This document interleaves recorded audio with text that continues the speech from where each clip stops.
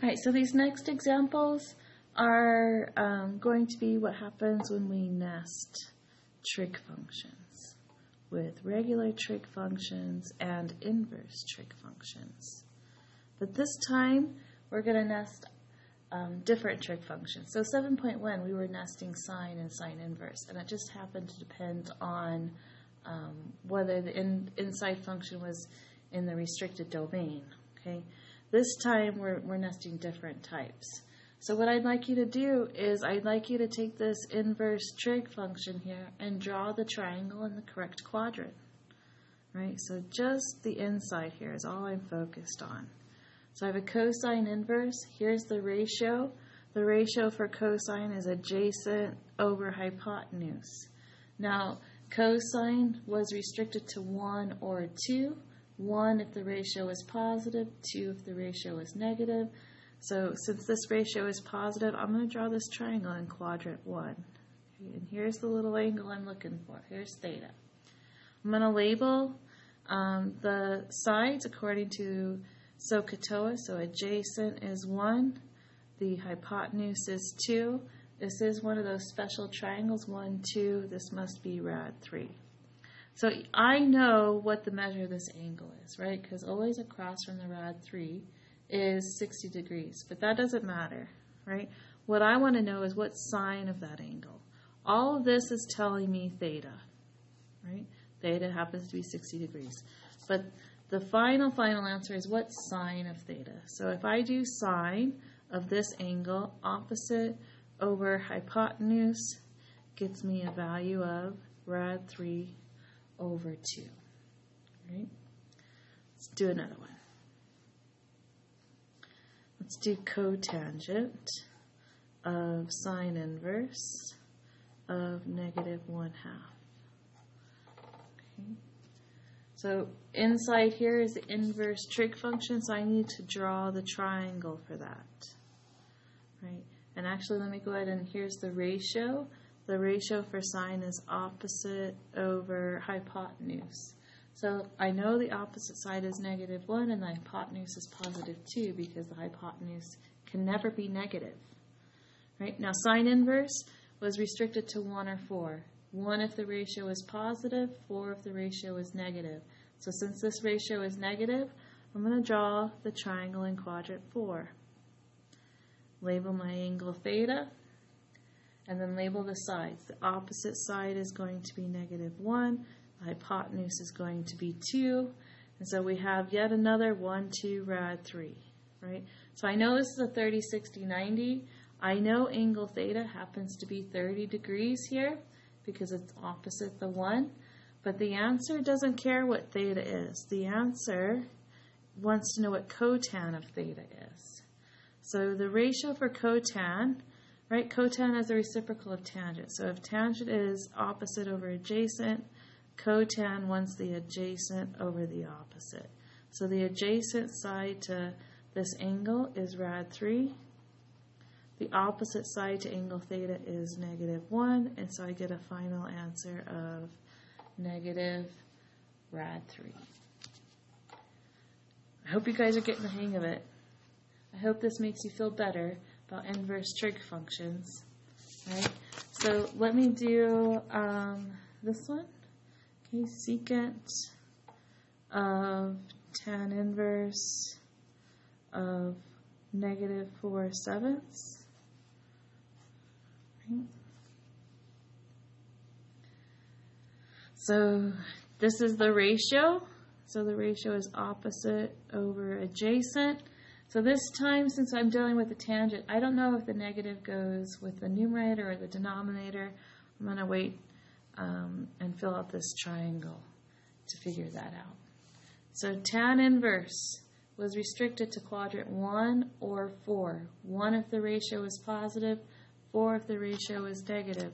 So since this ratio is negative, I'm going to draw the triangle in quadrant 4 here. Here's the angle that I'm looking for.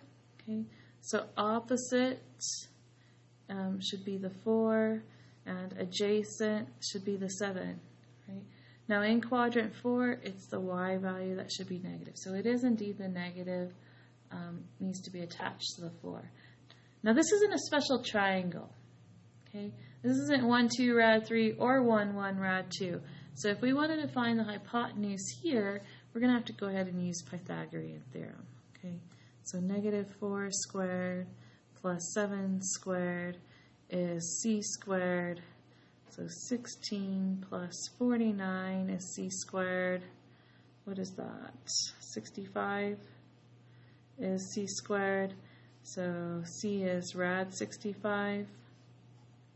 Remember, the hypotenuse is always positive. Okay, so I'm going to put a positive rad 65 there. All right, so here is the triangle. Now, we don't know what angle theta is. Of course, we could plug this in a calculator and find the decimal, but that's not going to give us the exact answer. Right? We actually don't need to know what the measure of theta is. All of this is leading us to theta, but the question is asking what's secant of theta. Right? So secant is the reciprocal of cosine. So we're looking for the hypotenuse side over the adjacent side. So for theta here, hypotenuse is rad 65 and the adjacent side is 7. Okay, so our exact answer here is rad 65 over 7.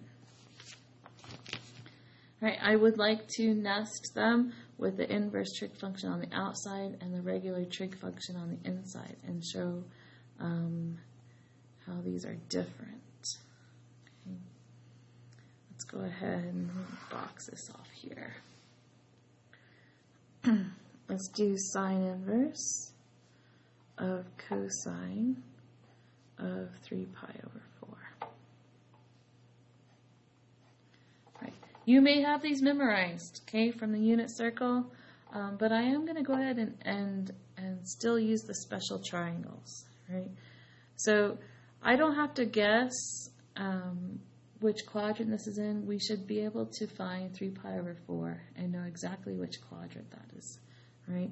So what I'm going to do is I'm going to draw the angle. 3 pi over 4 is here in quadrant 2, right? And if this is 3 pi over 4, then this is pi over 4, right? I know that's tiny. It's my 45-degree angle in there, right? So I know this other one is 45, and so I know my sides, according to the special triangle, is 1, 1, rad 2. Now in quadrant 2, it's the x value that's negative, the y value is positive, okay, and the hypotenuse is always positive. So I sketched my special triangle just to figure out what cosine of 3 pi over 4 is, because cosine of 3 pi over 4 is the same as cosine of this special angle here, right? So if I did cosine of pi over 4 here, I get adjacent over hypotenuse, right? And so this right here is negative 1 over rad 2. Okay, so we're working these inside out. So now I want to do sine inverse of negative 1 over rad 2.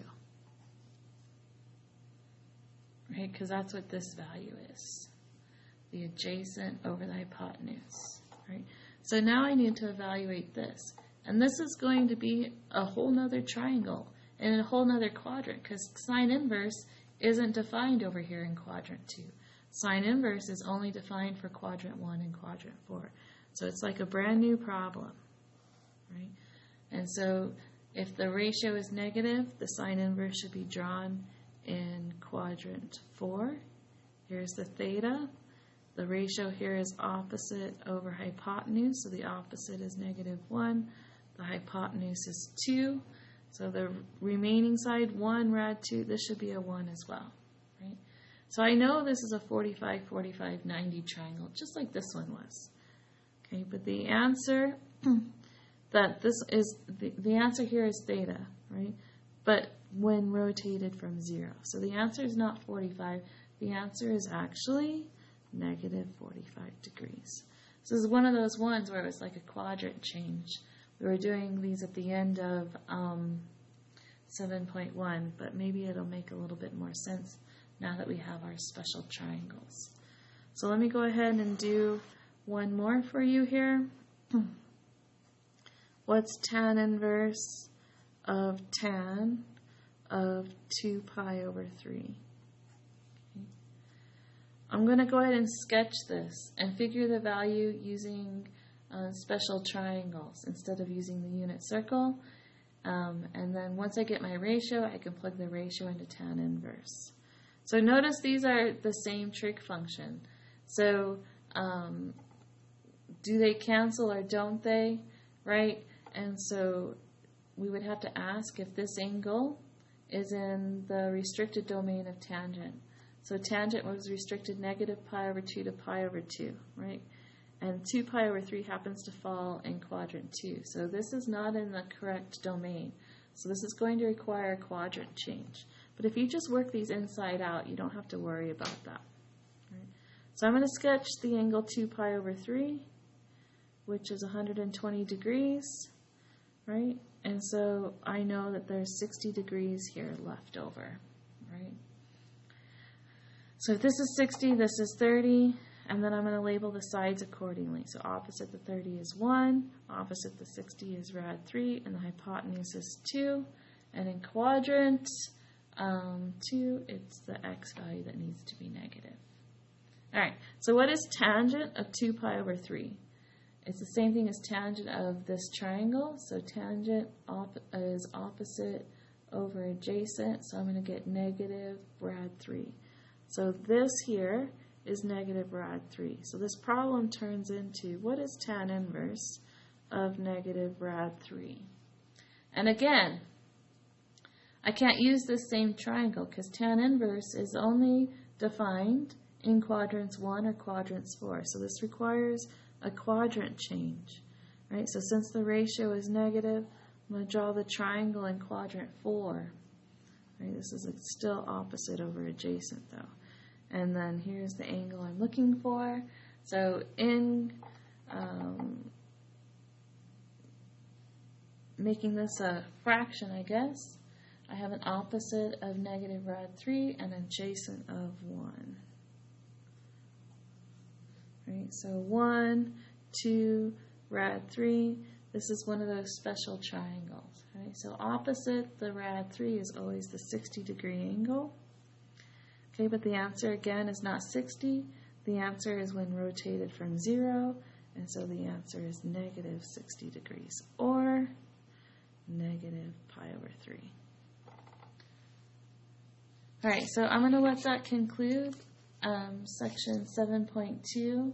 That's all we're going to worry about this week, just 7.1 and 7.2 inverse trig functions. So make sure you're getting that homework done and you're ready for the quiz on Friday.